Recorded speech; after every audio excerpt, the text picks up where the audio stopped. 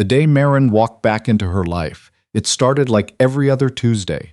A double shift, a missing chart, and a spilled coffee that left a brown stain on the left cuff of her scrubs that she didn't notice until noon. Lydia Voss had been awake since 4. That was just how it went when you were a 31-year-old ER attending at Mercy General in Columbus, Ohio, with a 7-year-old at home and nobody waiting up for you. She'd learned to stop feeling sorry about that part, mostly. She clocked in at 6:15, nodded at the overnight nurses still finishing their notes, grabbed the first chart from the rack, and moved. That was the thing about emergency medicine. It didn't ask you how you were doing. It just handed you someone else's crisis and expected you to solve it. She had been grateful for that once. Now it just felt like breathing. Necessary. Automatic. Easier than thinking. Her daughter, Willa? No, not Willa. She caught herself. Her daughter, Rue? No, Rue was on the used list too. She stopped, coffee in hand, in the middle of the hallway for exactly 1 second. Hazel. Her daughter's name is Hazel. No, that was used too. The name she never mixed up was the one she used 20 times a day. Beatrice, officially. But she'd never made it past the first syllable. Not since the morning Lydia held her in the hospital and felt the full weight of what she'd done, what she'd chosen, sitting on her chest like something she would carry forever and somehow still couldn't regret. Bea was 7. She had her mother's stubbornness and her father's eyes, and Lydia had spent 7 years trying very hard not to think about the second part of that sentence. She was mostly successful. The ER was loud by 9. A 4-car pileup on I-270 sent them 3 patients in the same ambulance window. A 50-year-old man with a suspected concussion, a teenage girl with a fractured wrist, and a woman in her 60s who kept insisting she was fine and trying to get up from the gurney to call her husband. Lydia moved between them the way she'd learned to, calmly, quickly, without the kind of panic that made nurses nervous. She ordered the imaging, checked the wrist, managed to convince the older woman to stay horizontal long enough to rule out a spinal injury. Her hands were steady. They were always steady. It was the rest of her that sometimes shook. Her attending privileges were new. She'd finished her residency 18 months ago at 30, later than most, because she'd done 2 years of nursing school first, before switching tracks, before she knew what she was really capable of, before Bea, before she'd had a reason to become someone her daughter could look up to. She didn't let herself think about what came before that. The 2 years that didn't fit neatly into a resume. The version of herself she'd left behind in Chicago like a coat she'd outgrown and couldn't afford to ship. By 11, the pilot patients were stabilized, handed off, or discharged. Lydia stood at the nurse's station refilling her coffee and reviewing afternoon admit projections when her charge nurse, a sharp woman named Deborah, who wore reading glasses on a lanyard and had opinions about everything, leaned over the counter and lowered her voice. "We've got a walk-in in Bay 6. Private security brought him in. 3 guys, suits, earpieces, the works. Front desk is a little rattled." Lydia looked up from the projections. Vitals? Stable-ish. Possible cardiac event. He was at a meeting downtown and collapsed during a presentation. He's conscious, coherent, refusing to admit anything's wrong. Of course he is. She picked up the chart. "What's the name?" Deborah glanced at the intake sheet. Carver. First name Marin. The coffee cup stopped an inch from Lydia's mouth. She put it down. "Dr. Voss?" Deborah was watching her. "I'm fine." The words came out clean, practiced. She'd been saying them for 7 years. "Which bay?" 6. She walked down the corridor with the chart open in front of her face and didn't look at it once. Marin Carver. She hadn't said his name out loud in 3 years. She'd thought it. That part was unavoidable. But she'd gotten good at catching the thought before it completed itself, the way you learned to catch a glass before it hit the floor. Reflex. Damage prevention. She stopped outside Bay 6. Through the glass partition, she could see the back of a dark-suited man sitting upright on the gurney, arguing with the intake nurse. She could see 2 of the security detail, positioned near the door. One of them, closest to the wall, had a neck tattoo that curled up past his collar, not Marin's, some associate she didn't recognize. She'd known in the abstract that this was always a possibility. Columbus wasn't a small town, but it wasn't Chicago either, and the Carver Group had been expanding its consulting operations, the legitimate facing side of things, for years. She'd read about it once in a business quarterly someone left in the break room, and she'd closed the magazine and thrown it away and not thought about it again. That was what she told herself. She pushed open the door. The nurse turned, relieved. Dr. Voss. This is Mr. He turned. 7 years. 7 years. And the first thing she noticed was that he looked exactly the same, which was unfair in a way she didn't have time to be angry about. Dark hair, maybe a little shorter. A jaw that had probably never done anything easy in its life. The same gray eyes that had once looked at her across a kitchen table in a rented apartment on the north side of Chicago and said, "I'll be back in 3 days," and hadn't been. Those eyes went wide. Not much. Marin Carver had spent a lot of his life learning not to react visibly to things. But she'd spent 2 years learning exactly what his face looked like when it was surprised, and she caught it. The fractional stillness, the breath that didn't quite complete itself, the way his hand stopped moving where it had been braced on the gurney rail. "Mr. Carver," she said. Her voice was calm. It was always calm. She had worked very hard to make it that way. "I'm Dr. Voss. I'll be handling your care today." He said nothing for 2 full seconds. Then, "Lydia." The nurse looked between them. Lydia didn't look at the nurse. That's correct. "Can you describe what you experienced before the ambulance was called?" "Lydia, Mr. Carver." She moved to the side table, picked up the pulse oximeter, turned back to him with the practiced efficiency of someone who had absolutely nothing to feel. Chest pressure, shortness of breath. How long did the episode last? He stared at her. She'd forgotten slightly how he did that, looked at people like he was reading them, like the surface didn't matter and he was already several layers down. She had loved that about him once. She had felt terrifyingly known. "About 4 minutes, he said finally. Chest pressure, left arm, went away on its own. Any history of cardiac events? Family history? Father. Heart attack at 58. And you are?" A pause. 41.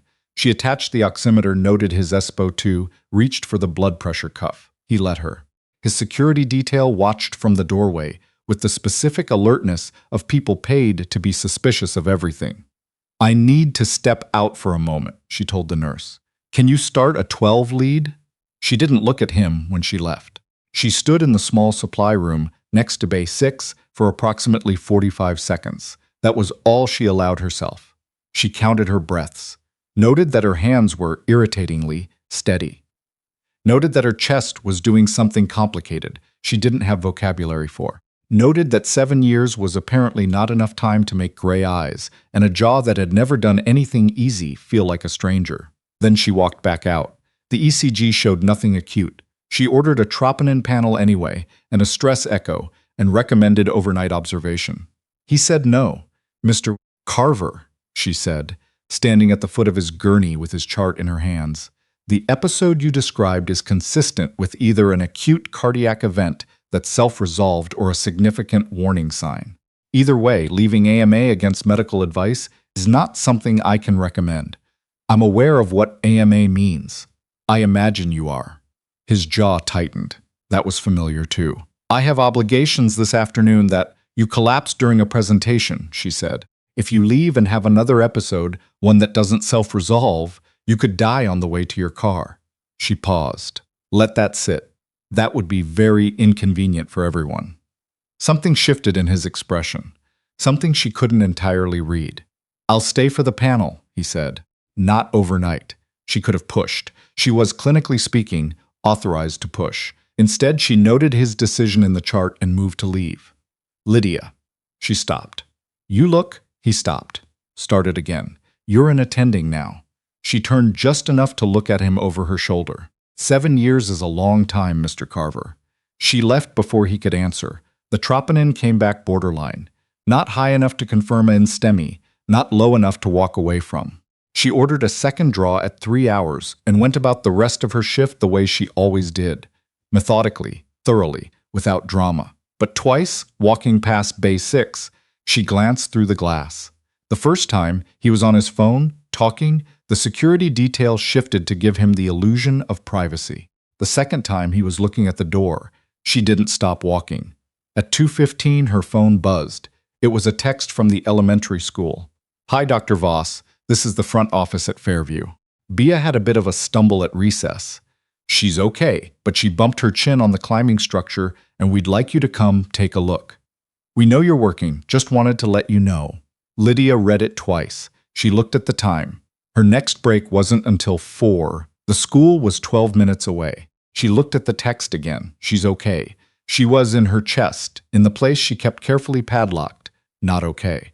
Because Bea fell and she wasn't there. Because she was never there when Bea fell. Because she was always here and there was nobody else. And that was a choice she had made and she didn't regret it. She didn't. She texted back, "Is she crying? How deep is the cut?" The response came quickly. "She's very brave, honestly. Shallow cut, stopped bleeding. She's sitting with Miss Park eating animal crackers and seems fine. No rush, just wanted to keep you in the loop." Lydia exhaled. She put the phone in her pocket and went to check the second troponin. It came back normal. She went to Bay 6. Marin was sitting the way he always sat, straight-backed, still, like someone had told him once that slouching was a liability, and he'd believed it.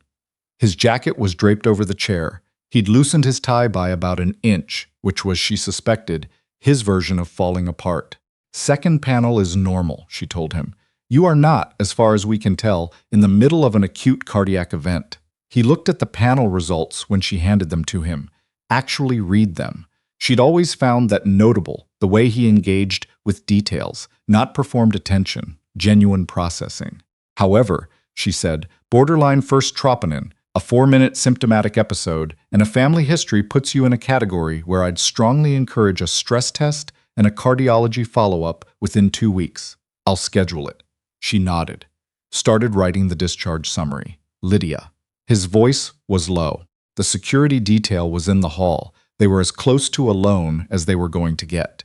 "I need to say something." Her pen didn't stop moving.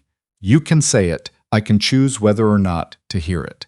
A beat then, almost quietly. "That's fair." She stopped writing. She hadn't expected him to say that. She'd expected the Marin Carver she'd left behind, or who had left her. She'd spent 3 years arguing with herself about which version was true, to deflect, to explain, to construct a narrative. He was very good at constructing narratives. It was how he'd built everything he had. She looked up. He was watching her with an expression she'd never quite seen on him before. Something that wasn't quite regret, wasn't quite hope. Something that looked, uncomfortably, like a man who had arrived somewhere he hadn't planned to be and wasn't sure yet what it meant. "I know what I did," he said. "Not this. Before. I know." Lydia set the pen down on the counter, carefully. "You left," she said. "You said 3 days, and then it was 3 weeks, and then it was a phone call from someone on your staff, not even you, telling me you were dealing with a situation and I should go home. Like I was a contractor whose services were no longer required." She kept her voice level, surgical. "And I was 24, and in love with you and carrying your child, and I didn't know that last part yet, but I found out 6 weeks later, and you were gone." The silence in the bay was complete. She watched something move across his face. Slow, tectonic carrying. He stopped. She picked the pen back up, finished the discharge note, signed it, slid it across the gurney rail. "Your follow-up instructions are on page 2, she said. "Cardiology is on the 4th floor. They have same-week availability if you call before Friday. Lydia." She was already at the door. "You have a child," he said, not a question. The way he said it, like he was doing math, arriving at something, the same processing she'd always found notable and now wanted to outrun. "You have a good afternoon, Mr. Carver." She pushed the door open with her shoulder. "Don't skip the follow-up." She got through the rest of her shift. She picked Bea up from school at 5:15. Bea, who had a small butterfly bandage on her chin and animal cracker crumbs on her shirt, and immediately launched into a detailed account of how the fall happened and how she did not cry, not even a little bit, and how Tyler Hendricks said she cried. But Tyler Hendricks is a liar, Mom.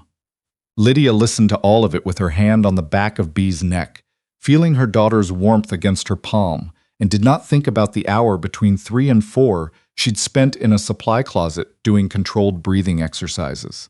She made grilled cheese for dinner. She read 2 chapters of a chapter book about a mouse who becomes an unlikely detective.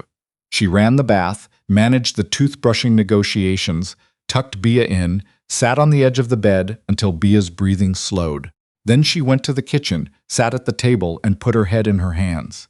She had known in 7 years that eventually math would catch up with her. Bea had gray eyes. Not unusual. Both Lydia's parents had them, so she told herself it was from Lydia's side.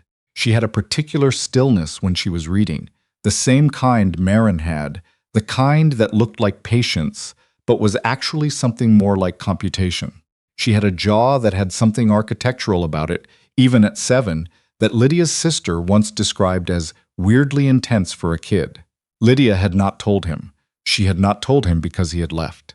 Because leaving had been his choice, clear and complete, and she had built a life inside that fact, the way you built a house inside a flood zone, carefully, deliberately, with the exits mapped. She had not told him because she was afraid of what he would do. Not to her. She knew, with the bone-deep certainty of someone who had loved him very specifically and very badly, that Maren Carver would not hurt her physically. That wasn't the fear. The fear was what he would do to Bea's life. The fear was the kind of world he moved through. Legally, now mostly the consulting firm with its marble lobby and its legitimate contracts, yes, but she wasn't naive. She knew what the suits and earpieces meant. She knew what favors built a business like his, from nothing in 7 years. She had not wanted that anywhere near her daughter. She had not wanted Bea to grow up knowing that her father was a man who, when he had to choose, chose to go. Her phone buzzed. Unknown number. Columbus area code she didn't recognize. She stared at it, didn't answer, let it go to voicemail. 3 minutes later, a text from the same number. I would like to speak with you. I understand if you say no. I'm at the Kimpton on Nationwide, room 412. I'll be there tomorrow morning until 10 if you want to come. If you don't, I won't reach out again.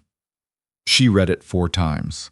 She put the phone face down on the table. She washed the dinner dishes, dried them, put them away, wiped the counter, turned off the kitchen light. She picked the phone back up and read the text a 5th time. Then she set an alarm for 7 a.m. and went to bed and did not decide anything and did not sleep for a very long time. She went. She told herself she was going because he deserved to be told to his face. Because she was 31 years old and she had done harder things than walk into a hotel lobby and have a conversation with a man she used to love. Because Bea deserved a mother who didn't run from things, and the only way to model that was to actually not run from things.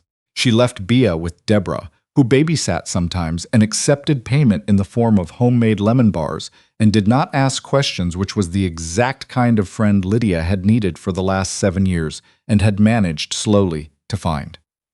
Room 412. She knocked. He opened the door looking like he hadn't slept either. No jacket. The tie was gone entirely. He had the particular quality of a man who had been sitting very still for several hours and was very carefully not showing it. You came, he said. I need you to understand something before we talk. She didn't go in. Stood in the doorway. I made my choices deliberately. Every single one of them. I'm not here to apologize for any of them. I'm not asking you to.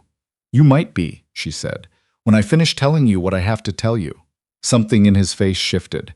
The same computation, slow and tectonic. He stepped back from the door. She went in.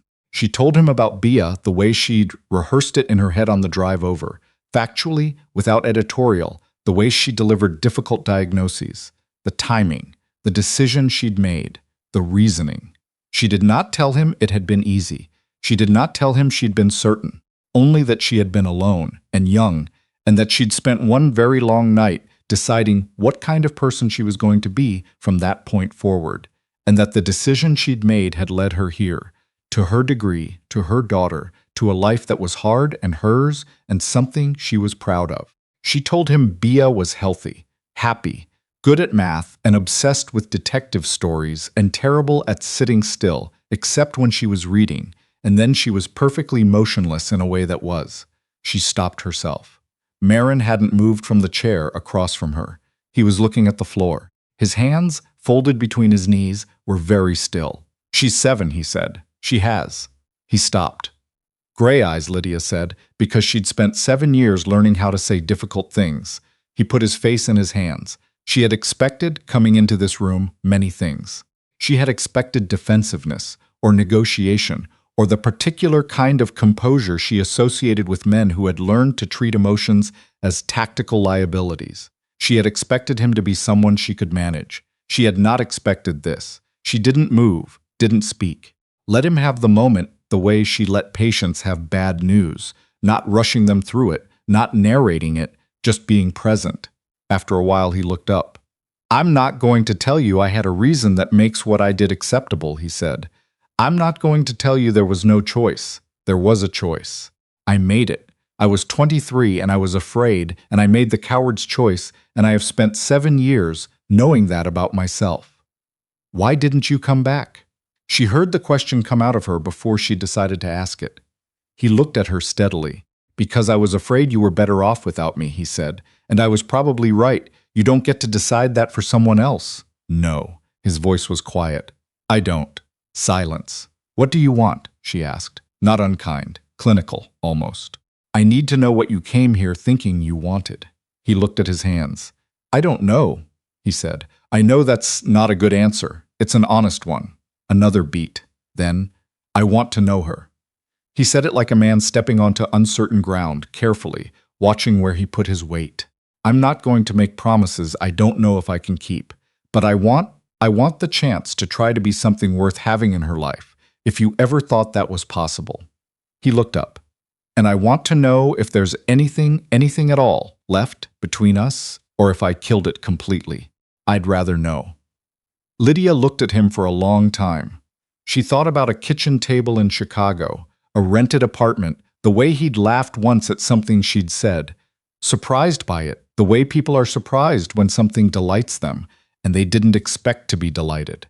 She thought about 7 years of dinner dishes and school plays and bedtime negotiations, and the particular silence of a house where you are the only adult and no one is waiting up. She thought about Bee's gray eyes. She thought about the fact that she was 31 years old, and she had done harder things than this. "I don't know," she said. And the thing about that, she realized, was that it was the most honest thing she'd said out loud in 7 years. Not a no, not a yes, but something she could say standing up without looking away, which was more than she'd had when she walked into this room. His eyes, gray and tired and carrying something she recognized because she'd carried it too, held hers for a moment. Then he nodded, one small, careful nod, like a man who understood that this was not an ending and was not a beginning, and was something harder and stranger than either.